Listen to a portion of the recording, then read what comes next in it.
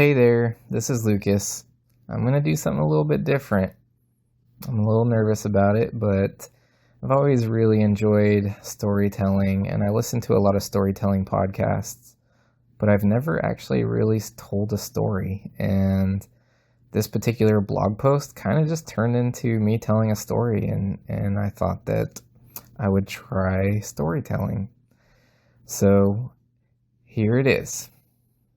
Okay. Before I get started, though, I have a message for the people pleasers out there. First and foremost, just stop. Stop people pleasing. Don't do it. Just stop. Okay, I know it's not that easy, but just figure out how to stop. Okay. So, as I'm building a life that feels authentic and brings me a lot of happiness and peace, I can't help but think about the old me. I'd ponder how I was able to even maintain any semblance of a relationship at all.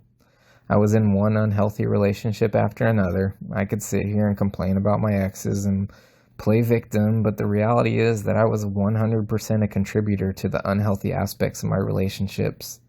If I'm being honest, I didn't always think that way. That's because at a point in time, I just saw myself as a martyr of my relationships. That's because I was a people pleaser and peacekeeper. I would make sacrifice after sacrifice and kept my mouth shut when I was upset about something.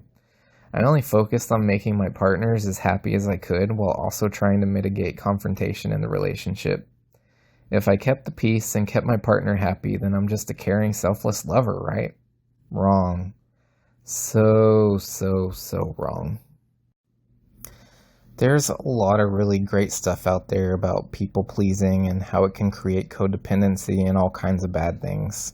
Since the internet is full of really helpful stuff already, there's really no reason for me to regurgitate a bunch of material that already exists. Instead, I'm going to share my story of how I went from a people pleaser to someone who is really good at setting boundaries and expressing my wants and needs. I'm going to share my story in the form of a broad timeline and then share some tips that help me move away from my people-pleasing tendencies.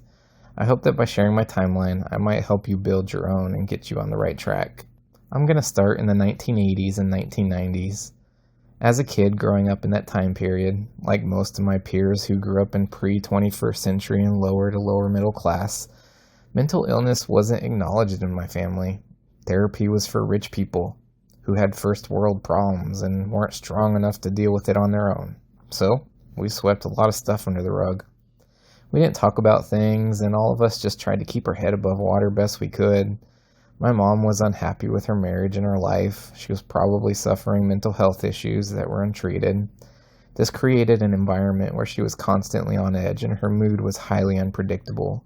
There was a lot of walking around on eggshells to try and keep the peace and to try to keep from triggering her. She was a loose cannon and could go from screaming at us to apologizing to us with tears running down her face in the span of minutes. And thus, my habits of peacekeeping began to form. This is one of many ways people-pleasing tendencies can form, but for the sake of time and attention, I'll just leave it at that. It's 2002. I'm a senior in high school and have dipped my toes in dating, but nothing real serious or anything with any longevity yet. I sign up on this website called spinthebottle.com. For real, that was a thing. And R entered into my life. R was cute, fiery, smart, fun to be around. However, it did not take me long to realize that R had a short fuse. A very, very short fuse. In fact, I got slapped across the face for having a picture of my close friend in my wallet, who just happened to be the same gender as R. And side note, if anybody slaps you across the face, please leave or start looking for a way out. I was way too tolerant, and I didn't have the self-worth to do it at the time, but I definitely should have. So anyways, I let it slide. I figured it's something I can deal with. I'm used to being around someone with a short fuse, so I totally got this. I just need to tread more carefully and be cautious of what I do and what I say to avoid setting R off. It's my job to keep R happy so they can be at their best. I kept my mouth shut, and I adopted the mantra, pick your battles. So I would only bring something up when I was on the brink of walking away from the relationship. Don't do that. It's really unhealthy and really, really unfair to the people who love you. It's 2004, and enough is enough, and I finally break up with R. I'm free. No more living in this world of control and unpredictable behavior. I'll never date someone like that again, is what I promised myself. I wasn't so naive that I didn't realize that I was basically dating my mom, so now I just had to make sure I didn't date someone like my mom. It's 2005. Now enters N. N was pretty great, and they were so different in a lot of ways from my last relationship. I was sure I picked the right one this time. In fact, I was so sure of this that I even ended up marrying N. It was a pretty typical young love type of relationship. We were both 20 when we met and barely had any idea of who we are. N would always brag to people about how I'm so nice and would drive N to the store and wait in the car for 2 hours while they shopped. N never knew how much I hated when they did that. I would sit in the car engulfed in anger, thinking about how I felt I was being treated more like a servant than a spouse. However, I never said anything to N. Why? Because I was the people-pleasing peacekeeper, and I didn't want to make a big deal about it. Remember my mantra? Pick your battles. I thought it was just a duty of mine as a loving spouse to make sacrifices for N's happiness. I mean, at least N never hit me. Plus, they didn't get mad as often, and when they would get angry, they would throw dishes, but never at me. It was definitely a step up from my last relationship. It's 2006 to 2011. I'm the awesome, easygoing spouse that never complains. I make so many sacrifices for this person and always put their needs before mine. I'm a good partner. I just pat myself on the back while completely oblivious to how unhealthy my people-pleasing behavior is. Ann and I get separated. We were way too young to get married and both still had a lot of self-discovery to do. Everyone is shocked because we never fought and we got along so well. Well, I got news for you. When you just keep your mouth shut all the time and pick your battles, then of course you never fight. I walked away from that relationship feeling resentful because I made sacrifice after sacrifice and never asked for anything and always put my needs and wants aside for their happiness. Hindsight, how could I be resentful when I never told N what I wanted? It's still 2011. My dumbass meets C and gets into another relationship without doing any constructive processing about my failed marriage. Instead of doing any work I needed to do to be a better partner, I just ran with, well, I'll just look for someone different than R and N and I should be good to go. Third time's the charm, right? It's 2014. I'm still with C. C and I are on a weekend trip, and C is livid with me because I'm not expressing much excitement or enthusiasm for our trip. After the trip, they phone a friend and tell them how I don't have a lot of affect and I just seem to not care about their feelings. Their friend asks C, "Do you think he's on the autism spectrum?" C presents her case to me, and so begins my journey into my first real look at myself as a human being in this world. Something crazy happened. For the first time ever, I was really looking at myself through an external lens. I'm really analyzing all my behaviors from my childhood until now. It was almost like somebody handed me this magical scope where I could see things that I never saw before. I started to think about who I was as a person and how I was shaped over the years. I thought about how I interacted with the world and how my neurodivergence affected my relationships. Going through the steps of learning that I was on the spectrum really changed how I saw myself. Frankly, it changed my life. This was the catalyst that started my journey of self-growth as a human being. There were all these new layers of me that were getting peeled back with this new lens, and I could see more than I ever thought possible. It's like I basically did mushrooms without actually doing mushrooms. 2015. This was about the time I started to understand that I could explain to people how my brain worked. This understanding of being on the spectrum created the starting point for setting boundaries.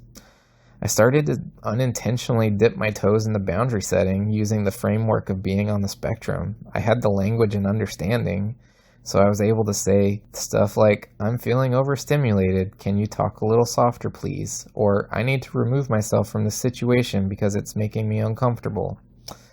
Now, most people wouldn't consider asking someone to talk softer a form of boundary setting. Let me tell you something. When you are a people pleaser, you feel that literally any request that prioritizes yourself over someone else feels completely unreasonable. So asking someone to talk softer so you don't feel yourself getting overstimulated is absolutely 100% a form of boundary setting. Over the course of 2015 and 2016, in comes my implementation of polyamory into my life. It's a sink or swim kind of life. You either learn to communicate effectively or you fail miserably. Through my polyamorous relationships, I learned that boundary setting is closely linked to expectation setting. I found that if I set an expectation up front, asking for that boundary in the moment is a lot easier.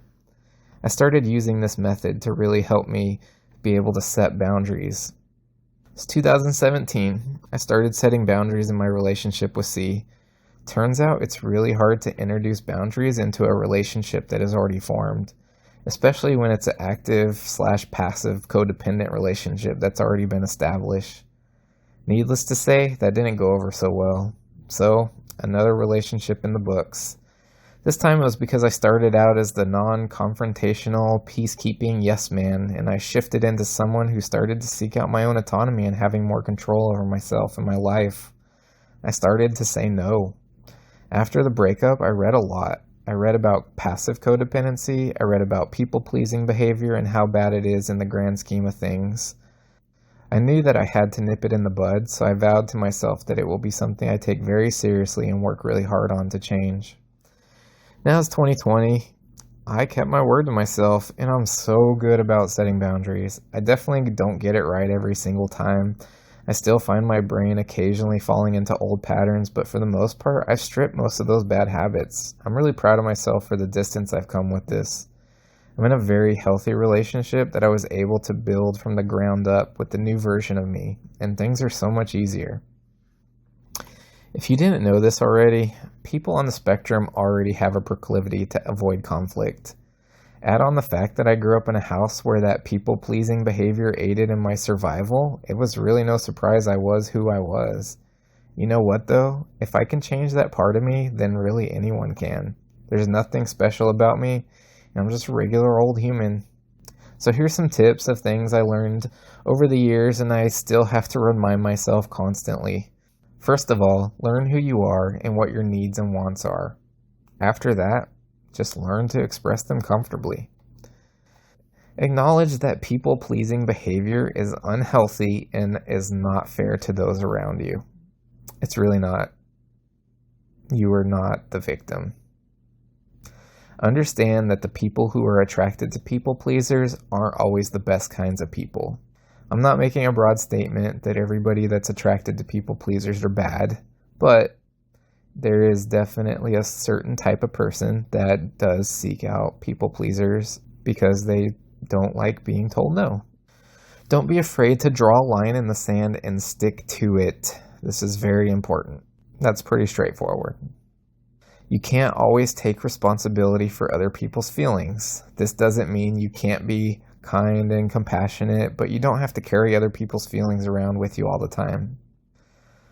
Learn to let go of the guilt. This was definitely one of the hardest parts for me. When you're a people pleaser and the people you're trying to please aren't happy, you automatically carry that guilt. Just don't.